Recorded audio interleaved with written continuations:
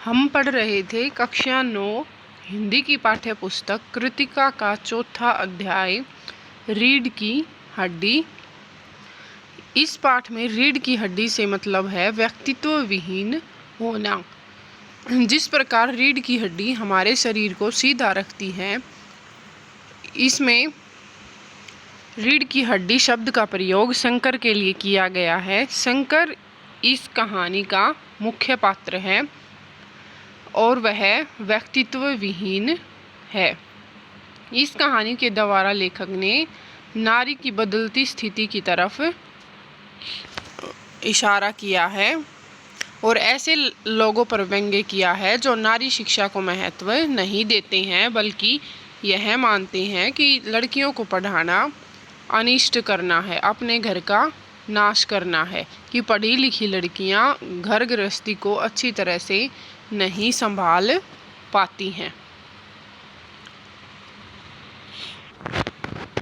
गोपाल प्रसाद और रामस्वरूप लड़के और लड़कियों के बीच अंतर दिखाने के लिए कई तरह के तर्क वितर्क करते हैं और कहकर हंसते हैं।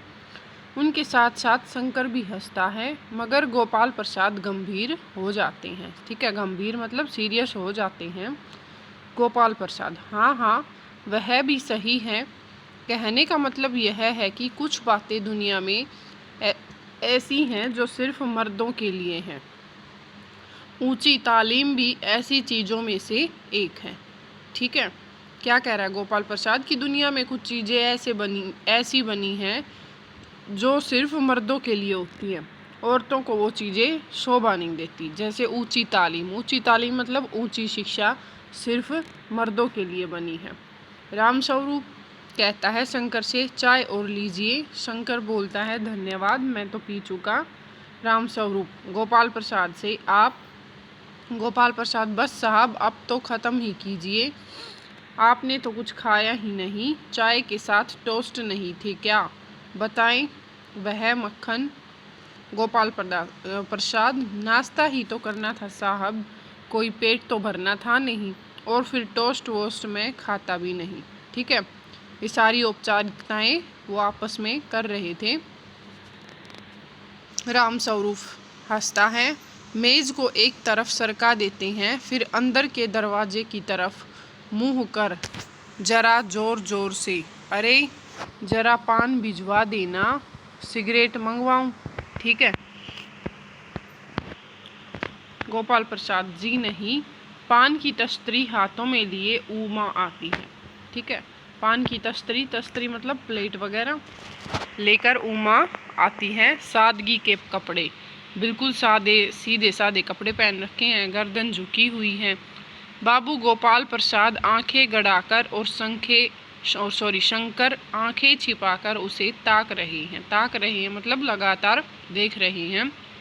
रामस्वरूप, है यही है आपकी लड़की है, लाओ बेटी पान मुझे दो। उमा पान की तश्तरी अपने पिता को देती है। उस समय उसका चेहरा ऊपर को उठ जाता है और नाक पर रखा हुआ सोने की रिम वाला चश्मा दिखता है। जब उमा ऊपर की तरफ मुँह करती है तो उसने आंखों पर चश्मा लगा रखा था, वो दिख जाता है। बाप बेटे चौंक उठते हैं, हैरान हो जाते हैं। गोपाल प्रसाद और शंकर एक साथ बोलते हैं, चश्मा?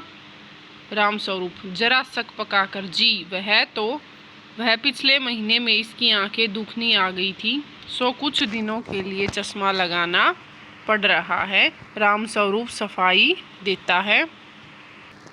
फिर गोपाल प्रसाद को शक होता है और कहता है, पढ़ाई वढ़ाई की वजह से तो नहीं है ना ये चश्मा? रामस्वरूप, नहीं साहब, वैसे तो मैंने अर्ज किया ना, कि मैंने आपको बताया ना। गोपाल प्रसाद, हूँ संतुष्ट होकर कुछ कोमल स्वर में, बैठो बेटी। रामस्वरूप, वहाँ बैठ जाओ उमा, उस तख्त पर अपने बाजे के पास। उमा वहाँ जाकर बैठ जाती है। गोपाल प्रसाद, चाल में तो कुछ खराबी है नहीं, चेहरे पर भी छवि है। छवि मतलब सुंदरता है और चाल ढाल भी सही है। हाँ, कुछ गाना बजाना सीखा है? गोपाल प्रसाद पूछता है। तो रामस्वरूप बताता है, जी हाँ, सितार भी और बाजा भी।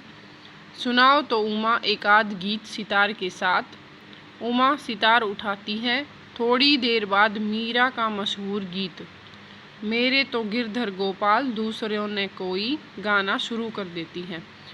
स्वर से जाहिर है कि गाने का उसे अच्छा ज्ञान है। उसके स्वर में तल्लीनता आ जाती है। तल्लीनता मतलब तल्लीन होकर, एकाग्र होकर गाने लग जाती है। यहाँ तक कि उसका मस्तक उठ जाता है। उसकी आंखें शंकर की जेबती सी आंखों से मिल जाती हैं और वह गाते गाते एक साथ रुक जाती है। ठीक है, वह शंकर को ध्यान से देख लेती है और देखते ही वह गाना गाना बंद कर देती है। फिर रामस्वरूप कहता है, क्यों, क्या हुआ? गाने को पूरा करो उमा। गोपाल प्रसाद, नहीं नहीं साहब, काफ़ी है। लड़की आपकी अच्छा गाती है। उमा सितार रखकर अंदर जाने को उठती है। गोपाल प्रसाद, अभी ठहरो बेटी। रामस्वरूप, थोड़ा और बैठी रहो उमा। उमा बैठ जाती है। गोपाल प्रसाद पूछते हैं, क्या तुमने पेंटिंग वेंटिंग की है? तो उमा चुप हो जाती है। रामस्वरूप, हाँ, वह तो मैं आपको बताना भूल ही गया। यह जो तस्वीर टंगी हुई है कुत्ते वाली, इसी ने खींची है, और वह उस दीवार पर भी। गोपाल प्रसाद, यह तो बहुत अच्छा है। और सिलाई वगैरह आती है? सिलाई की पूछता है। रामस्वरूप, सिलाई तो सारे घर की इसी के जिम्मे रहती हैं कि सारे घर के कपड़े यही सिलती हैं, यहाँ तक कि मेरी कमीजें भी। ऐसा कहकर रामस्वरूप हंस देता है। गोपाल प्रसाद, ठीक, लेकिन हाँ बेटी, तुमने कुछ इनाम विनाम भी जीते हैं? तो उमा चुप रहती है। रामस्वरूप इशारे के लिए खांसते हैं, लेकिन उमा चुप है, उसी तरह गर्दन झुकाए हुए। गोपाल प्रसाद अधीर हो उठते हैं। अधीर मतलब बेचैन हो जाते हैं, और रामस्वरूप सकपकाता है, डर जाता है। रामस्वरूप, जवाब दो उमा। गोपाल प्रसाद से कहता है। रामस्वरूप की जरा शर्माती है। इनाम तो इसने। गोपाल प्रसाद जरा रूखी आवाज़ में, इससे भी तो मुंह खोलना चाहिए कि यह क्यों नहीं बोल रही है। रामस्वरूप, उमा देखो आप क्या कह रही हैं, जवाब दो ना। रामस्वरूप उसको जवाब देने के लिए बोलता है। उमा हल्की सी आवाज़ में बोलती है, लेकिन उस आवाज़ में मजबूती दिखाई देती है। क्या जवाब दूँ बाबूजी? जब कुर्सी मेज बिकती है तब दुकानदार कुर्सी मेज से कुछ नहीं पूछता, सिर्फ खरीदार को दिखला देता है। पसंद आ गई तो अच्छा है, और वरना मना कर देता है। उमा ने क्या कहा कि मैं क्या जवाब दूँ? ये तो मेरे बारे में ऐसे पूछ रहे हैं जैसे इनको कोई, मतलब अपने घर के लिए बहू या बेटी नहीं, बल्कि कोई कुर्सी मेज चाहिए। तो कुर्सी मेज जब खरीदी जाती है तो वह बोलती नहीं है। अगर खरीदार को पसंद आ गई तो ठीक है, और वरना वो मना कर देता है। रामस्वरूप चौंक कर खड़े हो जाते हैं। उमा उमा तो उमा, अब कुछ मुझे कह लेने दीजिए बाबूजी। ये जो महाशय मेरे खरीदार बनकर आए हैं, इनसे ज़रा पूछिए कि क्या लड़कियों के दिल नहीं होता? क्या उनके चोट नहीं लगती? क्या बेबस भेड़ बकरियां हैं जिन्हें कसाई अच्छी तरह देखभाल कर ले जाता है? ठीक है। उमा ने कहा, क्या ये जो महाशय मेरे खरीदार बनकर आई हैं, मेरे बारे में इतनी पूछताछ कर रही हैं, पढ़ी है या नहीं पढ़ी है? क्या लड़कियों के दिल नहीं होता? क्या उनकी रुचि शौक नहीं होते?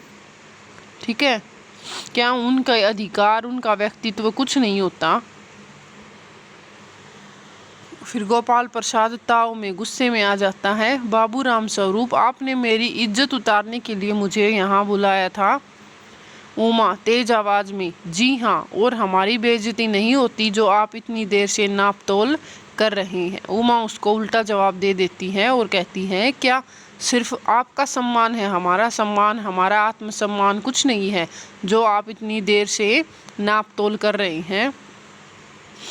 और ज़रा अपने इन साहबजादे से पूछिए कि अभी पिछली फरवरी में ये लड़कियों के हॉस्टल के इर्द गिर्द क्यों घूम रहे थे और वहाँ से कैसे भगाए गए थे। ठीक है। उमा शंकर की पोल खोल देती है, शंकर को पहचान लेती है। शंकर एक आवारा लड़का था जो लड़कियों के इर्द गिर्द घूमता था, और एक बार उसको लड़कियों के हॉस्टल में पकड़ा गया था, और वहाँ से उसको फिर भगाया गया था। शंकर, बाबूजी चलिए। गोपाल प्रसाद, लड़कियों के हॉस्टल में, क्या तुम कॉलेज में पढ़ी हो? जब उमा ने हॉस्टल का नाम लिया तो गोपाल प्रसाद समझ जाते हैं और उससे पूछते हैं कि तुम्हें हॉस्टल के बारे में कैसे पता, क्या तुम कॉलेज में पढ़ी हो? यह सुनकर राम स्वरूप चुप हो जाता है। उमा, जी हाँ।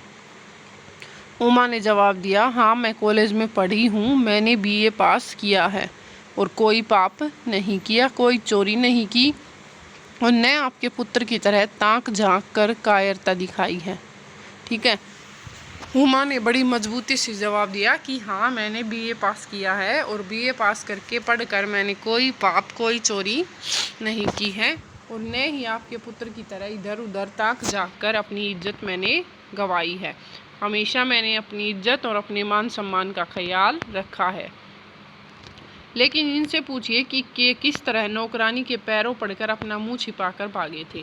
आप अपने बेटे से पूछिए, जब इसको लड़कियों के हॉस्टल में पकड़ा गया तो वहाँ नौकरानी के पैरों में ये गिरा हुआ था और नौकरानी से माफ़ी मांगकर मुंह छिपाकर वहाँ से भागा था। फिर राम स्वरूप कहता है, उमा उमा ये क्या बोल रहे हो तुम? गोपाल प्रसाद खड़े होकर गुस्से में आ जाता है और बोलता है, बस हो चुका। बाबू राम स्वरूप, आपने मेरे साथ दगा किया। दगा किया मतलब धोखा किया। आपकी लड़की बीए पास है और आपने मुझसे कहा था कि सिर्फ मैट्रिक तक पढ़ी है। लाइए मेरी छड़ी कहाँ है, मैं चलता हूँ। अपनी बेत को ढूंढ कर उठाता है। बीए पास, ओफो गजब हो जाता। झूठ का भी कुछ ठिकाना है, आओ बेटे चलें। ठीक है। जब गोपाल प्रसाद को अपने बेटे की करतूत का पता चला तो उसने अपने बेटे से कुछ नहीं कहा, बल्कि राम स्वरूप और उमा के बारे में ही उल्टा सीधा बोलता रहा कि बीए पास है, अच्छा हुआ बच गए। झूठ बोलने की भी हद होती है। ऐसा कहकर दरवाजे की ओर बढ़ते हैं। उमा, जी हाँ जाइए, ज़रूर चले जाइए, लेकिन घर जाकर ज़रा यह पता लगाइए कि आपके लाडले बेटे की रीढ़ की हड्डी भी है या नहीं, यानी बैकबोन। उमा उनको और खरा खरा सुनाती है कि घर जाकर पता लगाना कि आपके बेटे का कुछ व्यक्तित्व है भी या नहीं। ठीक है। वो बिल्कुल व्यक्तित्वहीन है, न उसको आपके इज्जत सम्मान का ख्याल है और न ही उसका कुछ अस्तित्व है, जो अपने फैसले खुद नहीं ले सकता। बाबू गोपाल प्रसाद के चेहरे पर बेबसी का गुस्सा है और उनके लड़के के रुलासापन। ठीक है। गोपाल प्रसाद मजबूर हो गया और मजबूरी का गुस्सा उसके सिर मुंह पर दिखाई दे रहा था और शंकर बिल्कुल रोने को हो गया था। दोनों बाहर चले जाते हैं। बाबू राम स्वरूप कुर्सी पर धम से बैठ जाते हैं। उमा सहसा मतलब अचानक चुप हो जाती हैं। प्रेमा का घबराहट की हालत में आना और प्रेमा घबराती हुई बाहर आती है। प्रेमा, उमा रो रही है। प्रेमा आकर सबको बताती है कि उमा कमरे में रो रही है। यह सुनकर राम स्वरूप खड़ा हो जाता है। इतनी देर में रतन आता है। रतन आकर कहता है, बाबूजी मक्खन। ठीक है। सब रतन की तरफ देखते हैं और पर्दा गिरता है। इस प्रकार इस एकांकी का अंत काफ़ी करुणाजनक स्थिति में होता है। इस एकांकी का शीर्षक रीढ़ की हड्डी बिल्कुल उचित है। शरीर में रीढ़ की हड्डी का महत्वपूर्ण स्थान होता है। रीढ़ की हड्डी ही शरीर को सीधा और मजबूत बनाए रखती है। यही दशा समाज की भी है। शंकर जैसे युवक रीढ़ की हड्डी से रहित हैं। उनका अपना व्यक्तित्व नहीं है, वो बिल्कुल चरित्रहीन है। ऐसे लोगों से समाज कभी भी मजबूत व विकसित नहीं हो सकता। समाज को उमा जैसे चरित्रवान, कर्मठ और दृढ़ निश्चय वाले लोगों की ज़रूरत है। ऐसे लोग ही समाज की रीढ़ बनने के योग्य होते हैं। दूसरी ओर जिन लोगों की अपनी कोई सत्ता या अस्तित्व नहीं होता, वो समाज में बैकबोन विहीन कहे जाते हैं। और इस कहानी के द्वारा हमने क्या सीखा? इस कहानी के द्वारा हमने ये सीखा कि लड़कियों के स्वाभिमान को भी ठेस पहुंचती है, उनकी भी जीवन के प्रति रुचि और अरुचि होती हैं। वह मूक बनकर, मूक मतलब गूंगी बनकर, लालची लोगों के द्वारा किए गए अपमान को सहन नहीं करती, अपितु मतलब बल्कि ऐसे लोगों के वास्तविक रूप को प्रकट कर देती है। इस प्रकार लेखक यह बताना चाहता है कि आज की नारी शिक्षित हो चुकी है और अपने अस्तित्व को पहचानने लगी है। ठीक है। हमारा समाज नारी शिक्षा को महत्व नहीं देता। इससे समाज के पुराने एवं रूढ़िवादी मूल्य टूटते हैं, पुरुष का आसन हिलता है। ठीक है। पुरुष वर्ग नारी से अपने आप को श्रेष्ठ समझता है, भले ही वह कैसे भी बुरे काम क्यों न करता हो। फिर भी पति चाहता है कि उसकी पत्नी उसके हाथ की कठपुतली हो, जैसा वह चाहे वैसा वह करती रहे। लेकिन लेखक ने अपनी इस एकांकी के माध्यम से नई रोशनी विज्ञान के बारे में बताया है कि नारी कोई मेज कुर्सी की बाती नहीं है, वह भी समाज का अभिन्न अंग है, उसे भी समाज में सम्मानीय स्थान मिलना चाहिए। नारी द्वारा शिक्षा प्राप्त करना पाप नहीं अपितु गर्व की बात है। यह था हमारा आज का पाठ। वीडियो अच्छी लगे तो लाइक और शेयर करें, चैनल को सब्सक्राइब करें।